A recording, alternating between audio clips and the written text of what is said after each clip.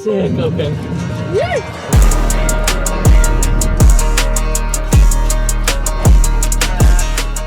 What's up, everybody? I'm here with my Rivian R1T, and I got something special for you.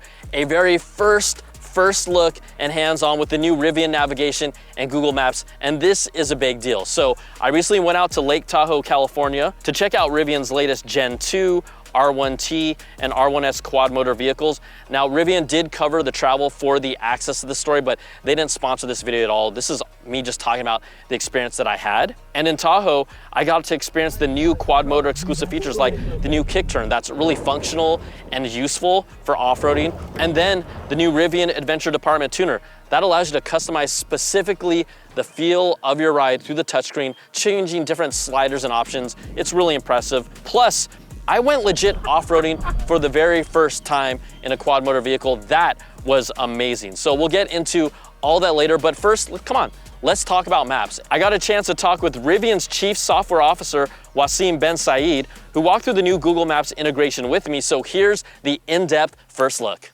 We wanted to do something really big, which is really marry the great EV native experience that we have with the trip planner, with the charging score, with really the nice Rivian UI, marry that with the best base maps that you can find.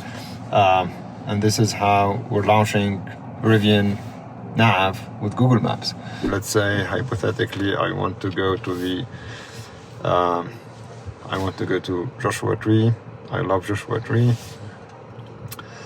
You see all these nice pictures that we are now integrating.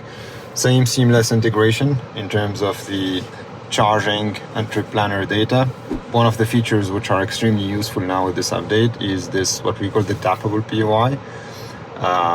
I can now select points of interest directly on the map. I can add them to my route, and then they're instantly part of my new navigation routing. Also, one of the really big requests that we had from our customers is having the possibility to either have range, SoC, or both. And with this refreshed design, we now have that option. I'm sure our customers will love it. Many of them have been waiting for this. For current Rivian drivers and future customers, they've been patient. It's not like the maps were horrible, but the community has made it clear that they wanted better navigation, and you just can't get any better than Google Maps. And this is a big deal with this software update. You'll now have the best map routing, traffic updates, estimated time of arrivals, place information, and satellite imagery from Google Maps, all now integrated into Rivian's navigation system.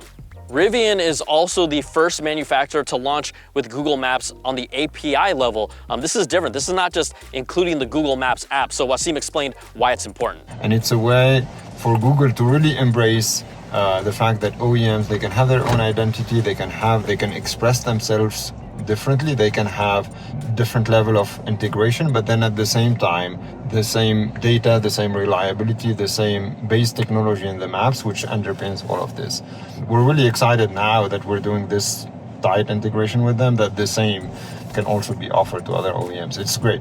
There's an emphasis on bigger and bolder text, so the most important driving information is glanceable on the main screen and your instrument panel behind the steering wheel.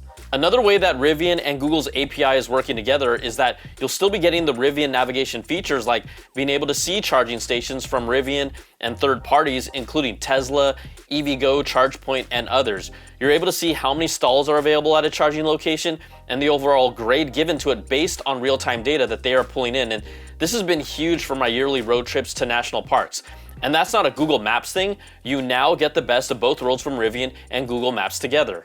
So the new Rivian Navigation with Google Maps, that is going to be available for Gen 1 vehicles like this one, Gen 2 as well. That's going to be a software update that is rolling out sometime today, depending on where you are. But you know me, I'm going to be getting that on my car as soon as possible. But that's really the big news announcement. The other thing though is if you want to see what makes these Rivian Gen 2 vehicles really special with the quad motor and what makes them unique, I got to experience it.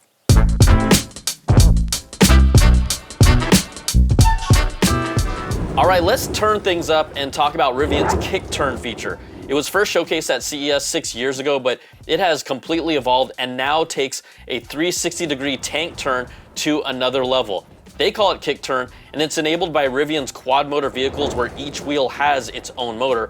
Sure, you could spin in place, that's a cool party trick, but Rivian has made this useful because it can be activated while you're driving off-road.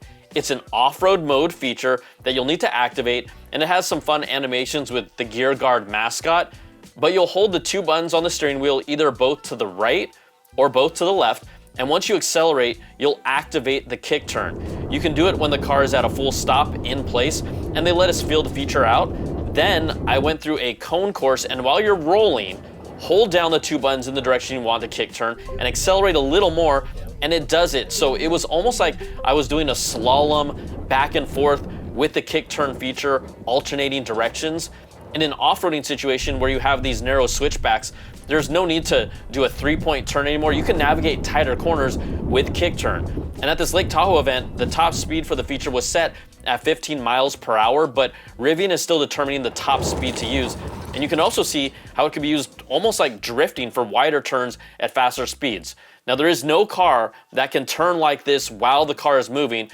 This is a Gen 2 quad motor exclusive feature, and kick turn is absolutely killer and fun as hell too.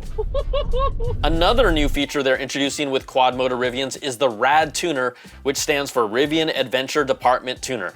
This was a tool initially used by Rivian's own engineers internally to calibrate their cars and test a broad spectrum of attributes. When you even change the preset drive modes, you can see the values adjusting here in the tuner. Everything in the powertrain, the suspension and pedal response is now customizable for your liking.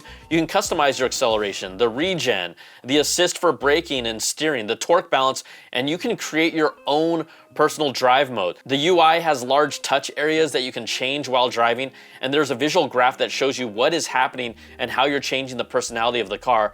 You can see explanations of all the different attributes to really learn and understand, and the types of changes that you can achieve by customizing it for yourself. This is a dream feature for enthusiasts, and it's been requested by their customers to really make the car your own, and the RAD Tuner, again, is a Gen 2 quad motor exclusive feature as well. And finally, I got to see what their new quad motor can handle when I went off-roading for the very first time at Donner Ski Ranch. So we headed out on a trail with a fleet of R1Ts and R1Ss.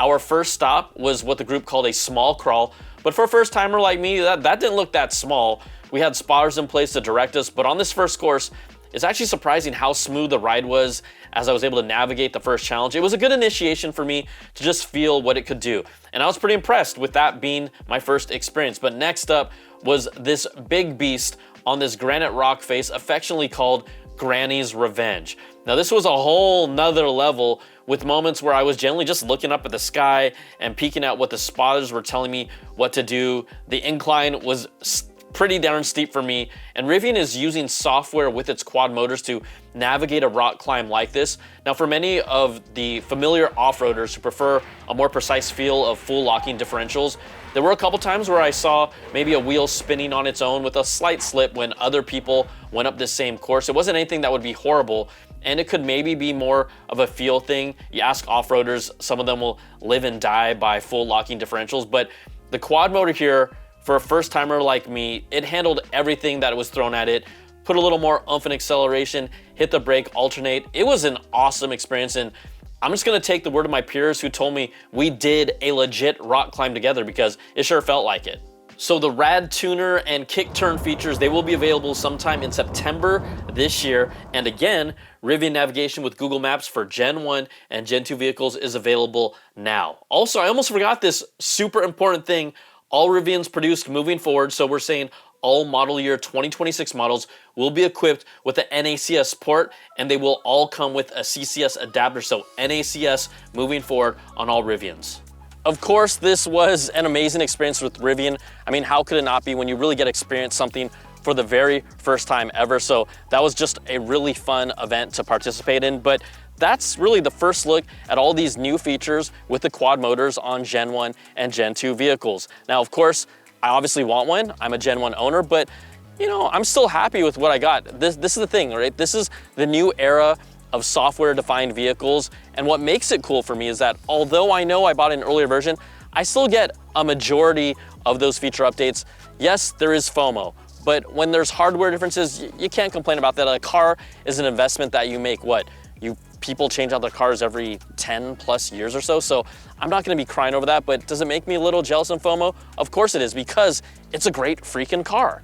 So the question now, right, is who is the quad motor for? I think it's important, and the answer is it's really for someone who wants to take full advantage of everything I showed you, or it could be that person who just wants to buy the biggest and best. We always have people like that, but you really gotta be able to, right, take advantage of that full power. Someone who loves to go off-roading, and with kick turn, I think that definitely changes the game with how you off-road, and also someone who really uses the tuner to specifically fine-tune how they want their ride to feel. That's who this is for, and if that's not you, that's okay, because there's still a lot of benefits to having this car. I think the biggest thing is the technology, the hardware and the software. That's eventually gonna trickle down to current models, future models, and when I talk about the future, you can't help but think about the R2 and the implications that has, because that's, to me, for Rivian, they're arguably their most significant and important vehicle coming up. So overall though, we gotta really check out the new technology, the new navigation with Google Maps in the R1T and the R1 again, coming to both Gen 1 and Gen 2, and then all those killer quad motor features. It was just